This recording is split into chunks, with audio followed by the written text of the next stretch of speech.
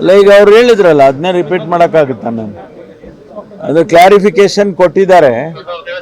ಬೇರೆ ಇನ್ನೇನಾದರೂ ಇದ್ರೆ ಕೇಳಿ.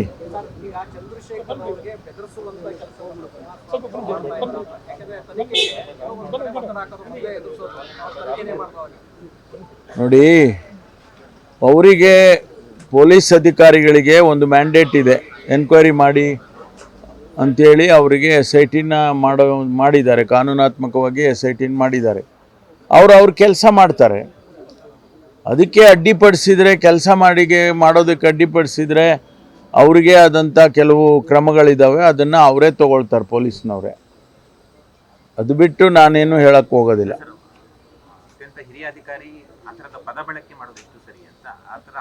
ಏನು ಪದ ಬಳಕೆ ಮಾಡಿದ್ದಾರೆ?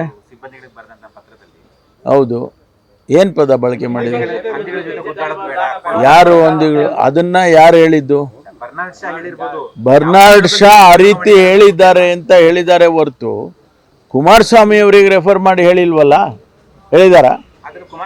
ರೀ, ಓದಕ್ ಬರ್ಬೇಕಲ್ರಿ, ನಮ್ಗೆ ಓದಕ್ಕೆ ಅರ್ಥ ಮಾಡ್ಕೊಳಕ್ಕೆ ಬಂದ್ರೆ ಈ ಪ್ರಶ್ನೆನೇ ಬರಲ್ಲ. ನೋಡಪ್ಪ, ಬರ್ನಾರ್ಡ್ ಶಾ ಹೇಳಿದ್ದನ್ನ ಅವರು ಕೋಟ್ ಮಾಡಿದ್ದಾರೆ. ನನಗೆ ಅಪ್ಲೈ ಆಗುತ್ತೆ ಅಂತ ಯಾಕೆ ತಗೋಬೇಕು? ನಾವು ತಗೋಬೇಕಾ? ಅವ್ರು ಪ್ರಸ್ತಾಪ ಮಾಡಿರ್ಬೋದು. ಈ ಗಾದಿ ಹೇಳ್ತೀವಿ ನಾವು, ಗಾದಿ ಹೇಳಿದ್ರೆ ಅದು ಗಾದಿ ನನಗೆ ಆಗುತ್ತೆ ಅಂತಲ್ಲ.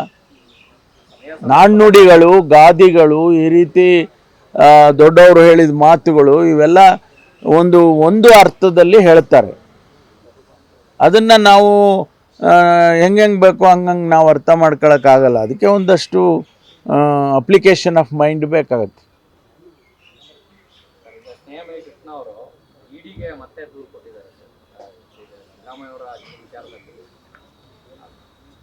ಕೊಡಲಿ, ಅವರು ಇಡಿಗೂ ಕೊಟ್ಟಿದ್ದಾರೆ, CBIಗೂ ಕೊಡಿ ಅಂತ ಕೊಟ್ಟಿದ್ದಾರೆ.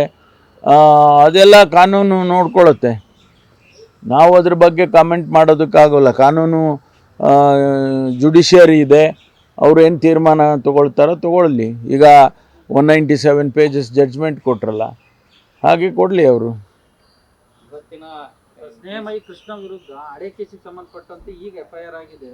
ಅದೊಂದು ರೀತಿ ದ್ವೇಷದ ರಾಜಕಾರಣ ಅಥವಾ ದ್ವೇಷ ತೀರಿಸ್ಕೊಂತ ಇದೆಯಾ? ನಾವು ಯಾರು ದ್ವೇಷ ಮಾಡ್ತಾರೋ ಗೊತ್ತಿಲ್ಲಪ್ಪ. ಈ ಇದರಲ್ಲಿ ದಿನ ಬೆಳಗ್ಗೆ ಆದರೆ ಬರೀ ಇದೇ ಆಗಿದೆ. ಅವರು ಇವ್ರಿಗೇನೋ ಅಂದರು, ಅವರು ಇನ್ನೊಂದು ಯಾರೋ ಅಂದರು, ಇನ್ನು ಹಳೆ ಕತೆ ತೆಗೆದ್ರು.